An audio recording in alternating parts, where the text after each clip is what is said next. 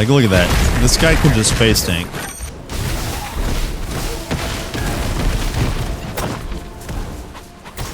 I got stunned.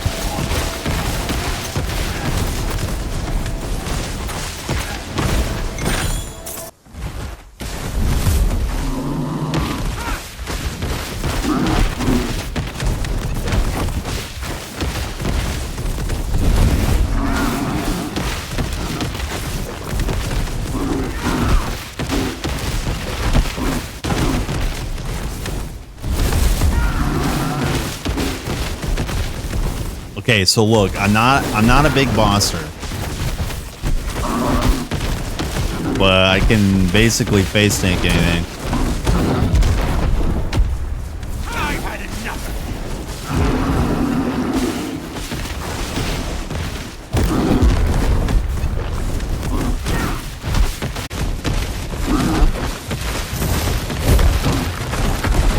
Even that.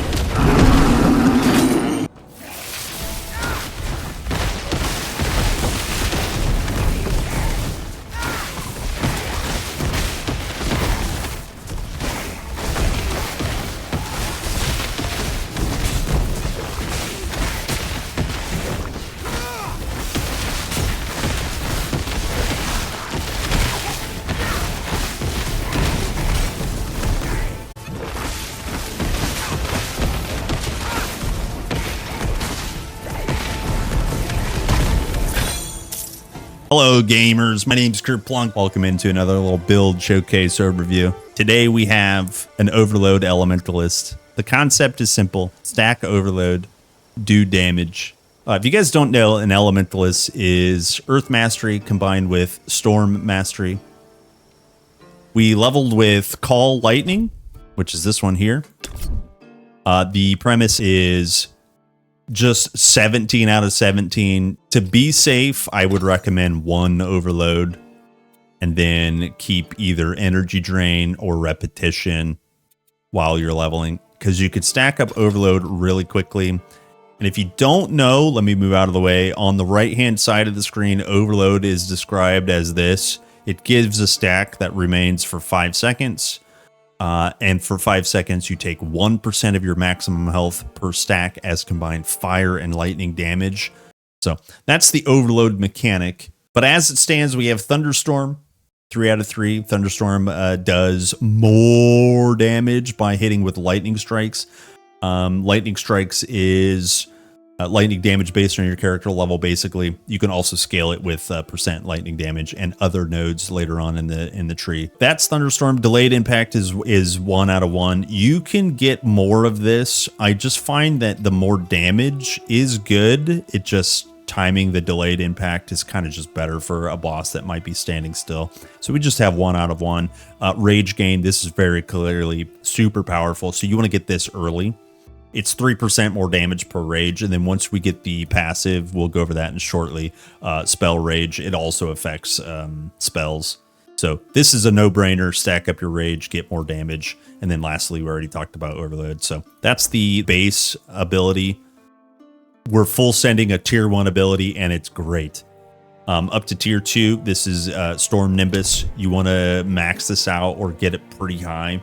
Now, you don't have to play the way I'm playing with Conservation. Conservation just basically makes this take less energy. Storm Nimbus, if you don't know, reserves energy. It has no cooldown, and it increases your cold and lightning damage based on the amount of points you have in it in Storm Enhancement.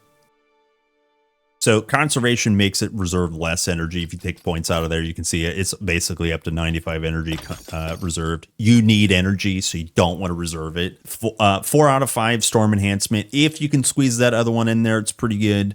And then 1 point Thunderstorm. The Lightning Strikes is really, really powerful because we are, again, remember playing into it with Thunderstorm. That is a Lightning Strike ability, so you want to have some enhancements. It's additional damage to your Lightning Strikes. It's really nice. Okay, so that's Storm Nimbus. And then tier 3, we're not really going over Cyclone too much. I'll talk about it in just a second. But tier 3 kind of is always your movement ability. Thunderstorm, you can proc a lightning strike as you move. That's a nice one while you're AoE farming. And then repeat, you want another charge. That's really all you need to spend in this one. points are tight. We could just quickly go over Cyclone with Blizzard. Just put it down for free chill ailments. It's like a nice AoE. It's just a giant AoE. While mobs are inside of it, you'll stack up chill charges with chill stacks, which is cold damage. So those are our actives on Storm. Tier 1 passives, Raging Mind is a no-brainer. You absolutely need this. Remember, this coincides with spamming lightning strikes and a Call Lightning. Call Lightning stacks up a rage. This grants us Spell Rage. It also increases our spell damage by up to almost 40% and gives us the casting speed. So you absolutely want this. We maxed it out. We get more cast speed. We got more crit chance. Those are the 2 feats. And then on the other side, Arcane Influx. This one provides energy regen and percent energy. This one you get later as you level. You don't need it right away. And the 2 feats that we take are 10% energy regen and 30 flat energy. This one is really, really important, the 30 flat energy, because spells get expensive and you're going to be spamming. So we'll be taking that also in Earth Mastery once we get there. We're taking nothing in tier 2. That would change if you're not playing hardcore. And if you don't mind a couple of deaths, you can squeeze out a lot more damage. I have no tier 2 passives taken. The tier 3 stuff that we're using this is what I would take out. Storm Adaptation. This is Barrier Decay Threshold, Cold and Lightning Res. You can easily get enough Cold and Lightning Res to remove these. And you also don't need this overload reduction once you get higher level. So again, if you're playing hardcore, maybe it's a good idea to play this way, or while you're leveling to get the free res, that kind of stuff. And then once you get your Giga gear, you would take Storm Adaptation points out. I only have 5 points here, but you would absolutely send it in Storm Attunement. This is just lightning and cold damage, and you would go into the first feat at 6. The spell damage, 10% cold and lightning spell damage, and then 4% cast speed. That's just really good damage there. So just keep that in mind. And then also Lightning Evoker is important. Overcharge is important. This is mandatory. Overcharge is mandatory, no matter how you play or what you do on this type of a build, because you're just straight up increasing the damage with overload. So this is what Overcharge does. You want to put all the points in as you can. Get the 2 feats. The 2 feats that I recommend in this order are the duration one. This increases the duration of the overload buff on your character, but it also reduces the damage that you take from it by 40%. So you can get up to, I don't know, 24 stacks of overload, 30 stacks just by spamming it. And you can see, like, I'm losing health, but like it's nothing. You just put a barrier up, you put a health pot up, and you're good to go. So that's the idea behind Overcharge and duration and lightning damage. The other component is percent lightning damage. 2% more increased lightning damage per overload stacks. So you saw me up there at 30, right? That's 60% lightning damage. So this Overcharge at tier 3 is absolutely massive. Lightning Evoker, whenever you use an active non-channel skill, there's a 45% chance to hit a random enemy. The feats are 40% increased lightning strike damage. Huge. You're getting these procs all the time. And then Rage. Whenever Rage overflows, you have a 15% chance to hit an enemy with a lightning strike. So you're just striking all the time. So this is also a no-brainer. Don't skip it. Max it out. So those are your tier 3 storm stuff. Let's quickly go over Earth. Earth actives. No tier 1. You want your buff. You want your Earth enchantment. This scales fire damage and physical damage. We're not doing physical damage so much, but you'll see the fire scaling here in just a few minutes. Same deal. Don't reserve your energy, so use 4 out of 5 conservation. Then the other modifier is Earth Enchantment. That's how you get up to 60%. By default, it is 20%. So you want to get that damage there. This one's almost maxed out. You could probably squeeze in the points to max it out, so we just left it the way it is. But 5 out of 5 Flame Volley, that's the next one. You want Orbit, and you want fast projectiles. Now you could play a couple of ways with Flame Volley, but you really do want Orbit while you're AoE farming and you pass by.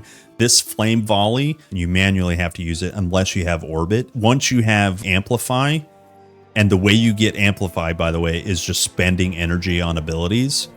We're spamming abilities that cost energy. So you can see my flame volley has 20 stacks pretty instantly. And if there's enemies nearby, you're going to see this thing fire like crazy. And that's what you do when you're out of energy, because flame volley doesn't cost energy. You just use it while your energy regens, rinse and repeat. Right. Okay. So going into this ability one more time, fast projectiles. It's more projectile speed. So as you pass by, your projectiles go from point A to point B quicker, so you don't miss as frequently. That's the way I set that up. Tier 3 actives, you absolutely want Ignite. Ignite is a manual ability that you have to target an enemy. They get ignited for 4.5 seconds. While they're ignited, they take 56 fire damage every half second. So you target like a heavy mob that might live for a while, and they'll repeatedly take fire damage. The reason we picked Flame Volley to begin with is because Ignite has an interaction with Flame Volley. You can get Ignite procs off of Flame Volley. That's what this one is here. So you can see at 13 out of 17, you get 1 point of Flame Volley trigger. You get Fire Explosion completely maxed out. When Ignite ends, it explodes, dealing 185 fire damage in a radius, right? So making this hit harder, that's what you want, absolutely. Because you're going to get free Flame Volley triggers, and that means more fire explosions going on and off. And proliferation means that once the ignition ends, if there's somebody alive nearby, it will jump to that target, and then they will be ignited. And then finally, the last point is ignited enemies have -5 fire res. That's really, really nice. And then last but not least, this one is probably the best. This is also an overload ability. Remember, we already scaled our overload power from the previous mastery. Here's another overload ability. This is called Ring of Flame.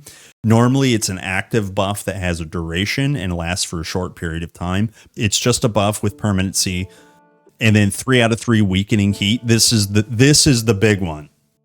Weakening heat also reduces their cold and their fire res. In our case, we're really only taking advantage of the fire res. And then, like I said, 6% increased radius per overload. So you can see my Ring of Flame right now, I'm at 20 some stacks, right? And so the Ring of Flame is huge. As we start to lose overload, it starts to shrink back down, right? That's the power there. Also, last but not least is because it's also a radius scaler, it's also a damage scaler, 6% more damage per overload. So you just don't want to skip that. So that's the Ring of Flame setup. Let's go over our passives. Tier 1 passive, spell damage and max energy. But I only put in 6 out of 12. You could also, I'll go over this shortly, but our tier 3 passives, I would remove some points to get this at 12 out of 12. Spell damage and cost. This would greatly improve the damage output of our mastery. And I'll go over that tier 3 spell in here in just a second. So that's our setup for Grand Magic. Arcane Abundance also adds a max energy. Remember, we're going through energy very quickly, so flat energy and maximum energy percentage is really good. The feats here, in order, you want this flat energy first, and then you get the regen. So play with that, see how you feel with your gear, but those are the ones I recommend. There's no tier 2 passives I recommend other than Earth Attunement. If you could get free points, we can go over the tier 3 ones I would take out. But yeah, Earth Attunement is what I would pick. Increase fire damage. We're not scaling physical damage, so it's an easy skip. But this passive here, this feat, fire and physical spell damage with cast speed, that's what I would aim for if you're going for there. And then finally, these are the really good passives on Earth. We'll go with Combustion first. Increase fire damage, that's a no-brainer. When you kill a burning enemy, everything's going to be burning. Ignite burns everything. You can either manually place one Ignite or get your passive Flame Volleys to proc it, or your Ring of Flame is going to make them burn. But any burning enemy You have a 25% chance to cause an explosion, which deals fire damage. Fire damage, the burning ailment comes from that fire damage. So it's like a chain reaction, combustion. That's why it's called combustion. So then the feats you want to take are chance and radius. You could take increased damage, but it's a smaller radius. You play around with whatever one you want, but increasing the chance, that's mandatory. Okay, and then, so the next one is overheat. This is another no-brainer. It's all about overload abilities. We have 2 overload abilities. You want to scale that damage as much as you can. Max this out, 10 out of 10. We have 2 feats, recover 3 energy for every overload generated. That's really good. We're generating overload a lot, so that'll give you energy as you go, and then increase fire damage per overload. That's the idea. And then lastly, like I said before, magma shell. This increases your health, increases your armor value, and increases your fire res. When you get the gear to get rid of that fire res, do so. That was the idea there. We would swap these points into something like Earth Attunement or even into Storm Attunement, no problem. For your attributes on this one, now I don't recommend playing the way I'm playing. I went Vigor, Knowledge, and Might at an equal ratio. You can see 50 base points, 135 invested points. It's equal all the way around, right? And that's so that I could wear a really mighty shield. And I'm still stacking knowledge for the fire and cold damage, and then cunning for lightning damage, right? You want knowledge more than anything, but the might will allow you to equip pretty juicy shields. And vigor is never bad to stack with this build because you want a healthy health pool. Min-maxing, I would respec out of this and go 200 points in knowledge, probably 0 points in might, and just play with a staff. But just using a shield early on with that free barrier just really seemed to help. So we can quickly go over our gear. Let me hide my guide. The things I always recommend: health and vigor on a chest piece. You want to get your implicits, like either glancing is good, but the let me see if I have. Yeah, the thermic nature resists. That's actually really good, especially while leveling, because thermic and natural res are in your advanced. You can see the thermic res. You can see how it's kind of like categorized. You get 4% fire and cold, and then you get 4% lightning and poison. Those are good implicits, and they're found on might gear, right? So that's another reason why maybe you want to play with a little bit of might. The only thing fancy I have is the moon disc. I gambit for this. I'm at level 40. It's free barrier, increased energy, energy barrier, 4 regen per second of energy, cast speed, move speed, cooldown rate to area spells. Most of that is really good for this build, especially the free barrier. If you're spending energy, you don't want it to be on barrier. You want that barrier to be free. You want to be spending energy on spells. So yeah, happy hunting. I hope you guys learned something and enjoyed it. Let me know what you would do differently, what you want to see. But this is my level 40 Elementalist. Thanks for watching. I'll see you guys in the next one. Bye.